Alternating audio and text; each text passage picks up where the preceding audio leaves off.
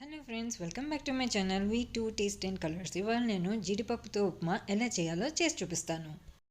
First కడాయి తీసుకొని 1 table spoon నెయ్యి వేసాను. అందులో తుంచిన 10 జీడిపప్పు ముక్కల్ని వేసాను.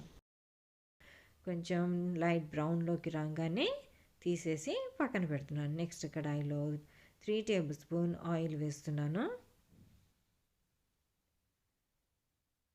పోపులోకి 1 టీ స్పూన్ మినప్పప్పు, ఆవాలు, జీలకర్ర మంచిగా వేగిన తర్వాత 5 పచ్చిమిరపకాయలు, 2 ఉల్లిపాయలు చిన్న చిన్న ముక్కలుగా కట్ చేసుకొని వేసాను. అందులోకి పసుపు కూడా వేసి బాగా కలిపేసాను. 1 ఇంచ్ అల్లంని తురిమి వేసాను. కావాలంటే మీరు ముక్కలు కూడా వేసుకోవచ్చు. 2 టొమాటోస్ని చిన్న ముక్కలుగా కట్ చేసుకొని వేసాను.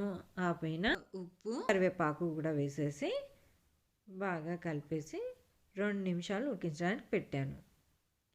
నేను 1 కప్పు బఠానీలు ఉడికించి పెట్టాను. అవే వేసేసి కలిపేశాను.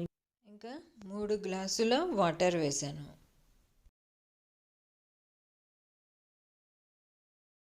వాటర్ బాయిల్ అవుతుంది అనగా 1 గ్లాస్ ఉప్మా సూజీ నీళ్ళల్లోకి జాగ్రత్తగా ఉండలు కట్టకుండా కలుపుతున్నాను.